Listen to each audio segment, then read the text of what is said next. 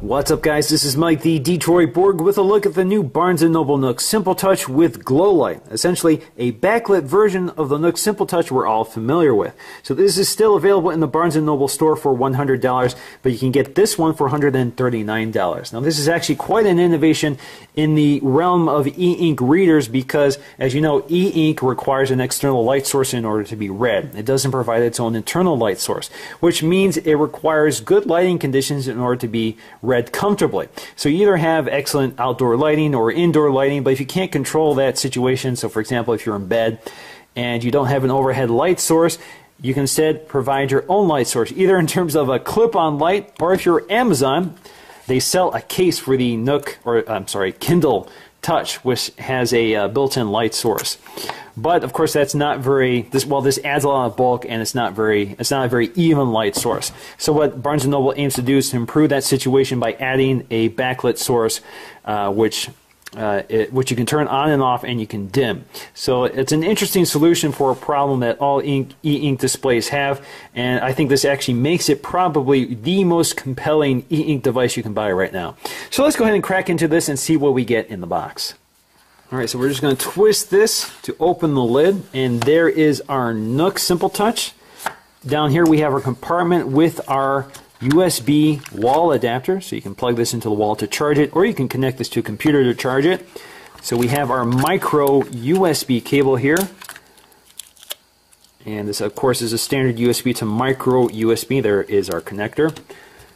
Here is the Nook Simple Touch, and the first thing I notice here is it has that gray bezel, which is unique to the one with the GlowLight. The standard Nook Simple Touch has a black bezel, but if you have the Nook Simple Touch limited edition, you have a white bezel. They sold this briefly during the holidays. And of course we have a quick start guide which shows us how to use it. Of course they want us to charge it first. We're going to take a look around to show you how this works. Now, taking a close look at the hardware, very little has changed here. We still have our 6-inch e-ink display with a resolution of 600 by 800. We still have the same overall body design. Nothing has changed here. The dimensions are the same. On the side, we have this nice grippable bezel, plenty of room for your fingers to hold onto the device without accidentally touching the touch-sensitive display.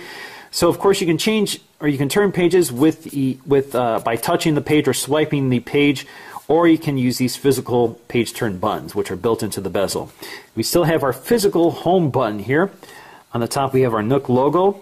On the back, we have our nice big power button. On the back, we also have this nice grippable texture with this sort of concave bezel, which allows us to grip onto this nice and comfortably. On the top, we have these friction fittings for holding the back panel on. It's not removable, but you do have these friction fittings here. They're not functional. They're not speakers or anything. We have our micro USB connector for charging or adding additional data to the internal memory. We also have our LED light, which indicates charge status. So when you're connecting this, it's either amber when it's charging or green when it's fully charged. Now on your right side, you have your micro SD card slot, which allows you to expand storage up to 32 gigs. This has 2 gigs of internal storage, which holds plenty of books. Now the new Nook Simple Touch also has an anti-reflective coating on the screen. So if you compare it to the existing Nook Simple Touch, you can see it does a little better job managing glare. So it does work pretty well. Now, in terms of touch technology, this is not a resistive or capacitive touchscreen. This uses infrared. So along the bezel is an infrared array, which basically triangulates the position of your finger when you're touching the screen. So that's why this bezel is a little raised above the surface of the screen. All right, let's go ahead and power this on for the first time. I'm just going to press the power button on the back.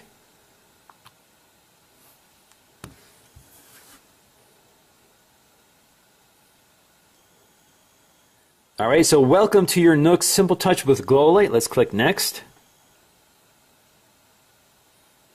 We're going to agree to our 174-page license agreement. I am in Eastern Time. Next. And now we're looking for our Wi-Fi connection, so I'm going to choose Time Capsule here and enter in my passcode. Alright, so I've entered my password in, and now I can connect to my router. And we're going to continue with setup. So now it's registering my device.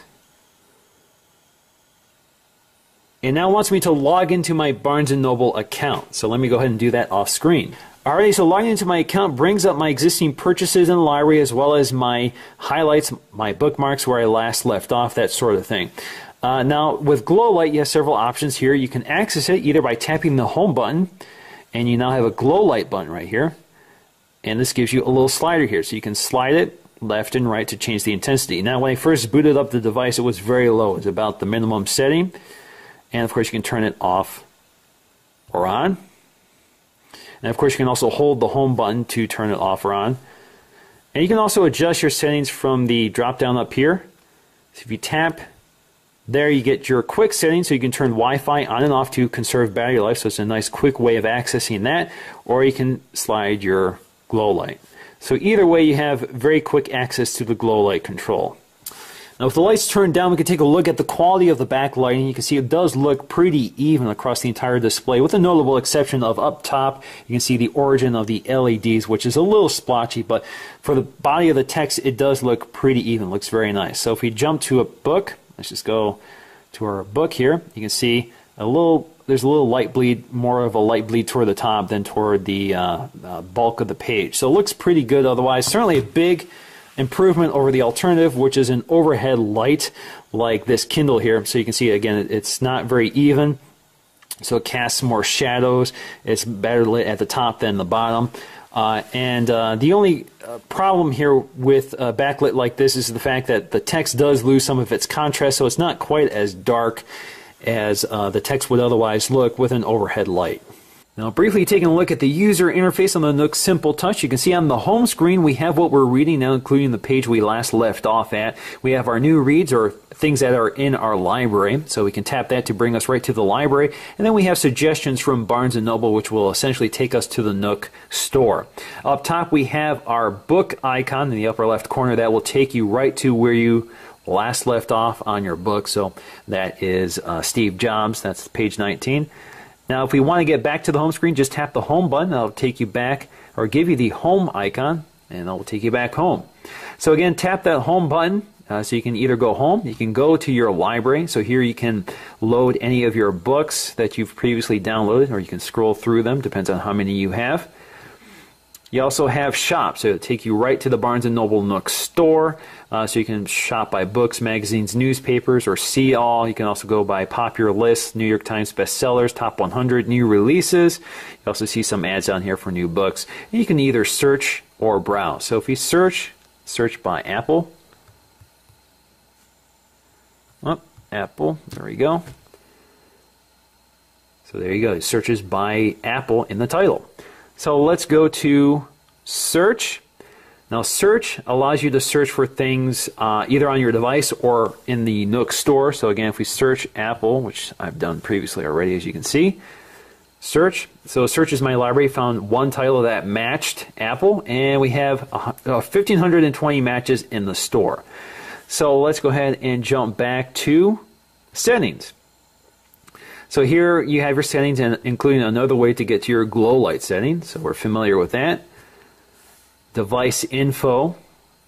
So this tells me my battery charge status, how much storage I have available, which is 100% right now. You also have your wireless information here, so if you need to change your wireless or log off.